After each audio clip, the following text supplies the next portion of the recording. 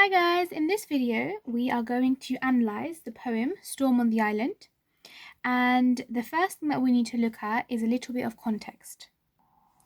So here is some of the context, and the first point says that the storm could refer to violent political disturbances the island had experienced.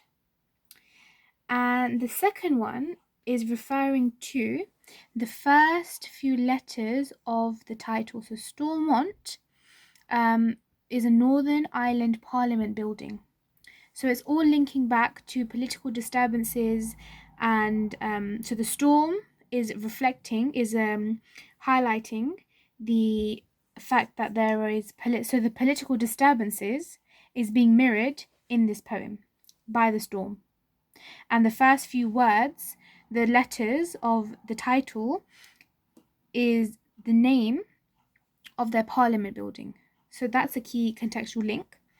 And we also find out that the poem looks at man's uneasy relationship with powerful natural forces and how our ultimate fear, we end up with fear and vulnerability.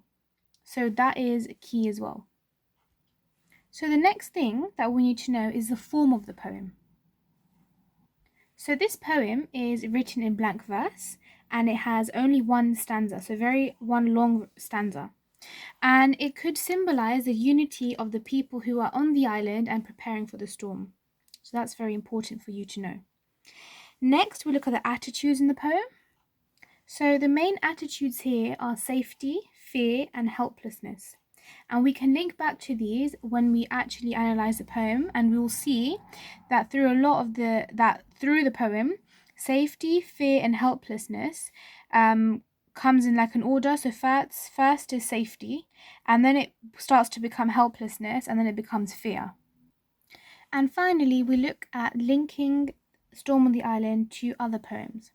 Now we can link it to Bayonet Charge, the Prelude, the Emigre, and London. But this is all based on what the question is asking. So if it's about fear of the power of nature, for example, we can look at Bayonet Charge or the Prelude. And otherwise we can look at the Emigre or London when we consider how feelings for a place are presented. So that's key, just to know that information before you start to annotate, so you can really go in depth with the explanations. So just before we begin to annotate, we're going to go through a quick summary of what happens in the poem. So a community is well prepared for a coming storm. However, as we go on, their confidence begins to disappear as the storm is developing, so it develops, and the power and the sounds of the storm are described. And then the poem ends in fear as the storm finally arrives. So that's a quick summary of the poem, just so we understand what's going on before we actually start to annotate. So now let's look at our first quote. So the first quote we're looking at is, "We are prepared." So the very first line, we can go on to say, "We build our houses squat." And so first of all, we is a personal pronoun, and it's shown that they're unified and they're confident. And then we see that there's a semantic field of safety. So just right at the start of this poem, and it highlights that how they know that they will survive against the storm. So we can see that the poem starts with the attitude of safety. Now the next quote we'll look at is this one. So this quote says, "Tragic chorus." Now just before we begin to annotate this quote, we need to know that Heaney actually experienced violent weather, and that's a contextual point that we can bring in here. So it's a metaphor, and it's highlighting how the storm is repetitive like a chorus, and it does not go well every time. So I think that the main thing you should keep in mind here is the context part, that Heaney experienced violent weather himself, which is why he's able to explain it in so much of a better way. So he's saying that the storm is repetitive and it does not go well every time, and this is from his own experiences. So the next quote we're looking at is this one here, and it says, "Exploding comfortably." Now this is an oxymoron, and it's highlighting how we know from the context part that he's familiar with these types of violent storms and weather, but he's familiar with nature's rage, so he has grown to become desensitized. That is why it's comfortable. Now, this oxymoron is also juxtaposing the feelings of fear and safety. So that's another key thing that we should say about this quote. Now, when we refer to he, so he is familiar, we are talking about the writer, so Heaney. However, as we know that the people who are on the island, they're prepared, maybe it could refer to the people on the island as well. So they have become familiar with nature's rage, so they've grown desensitized to it. And now their feelings of safety are being juxtaposed with their feelings of fear as the storm is coming closer.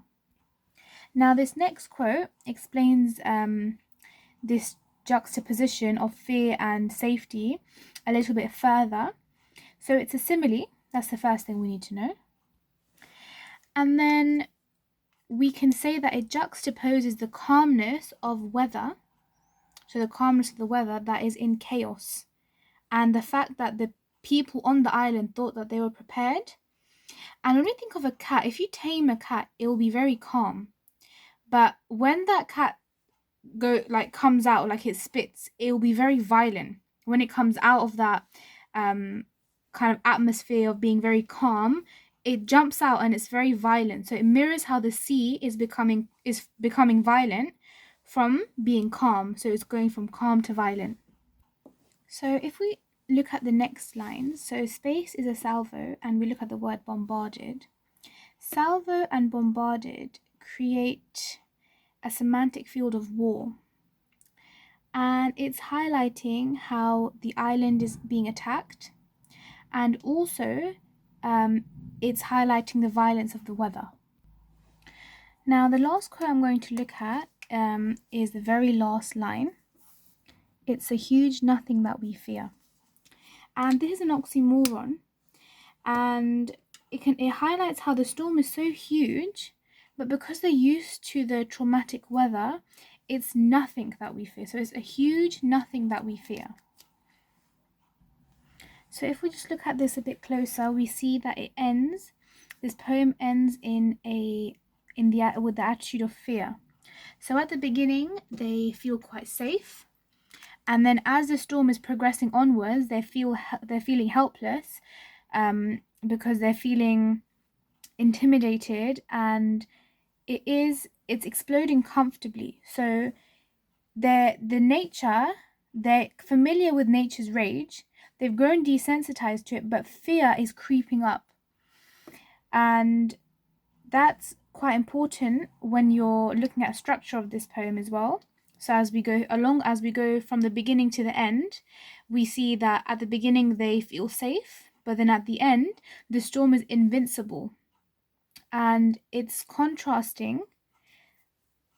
just contrasting from the beginning to the end. And we see that as the people are used to this weather, it's a huge nothing. So it's a very strong quote here. So the oxymoron is showing how intimidating the storm actually is, but they're not really affected by it. They're fearful of it, but because they're so used to it, it's a huge nothing that they're fearing.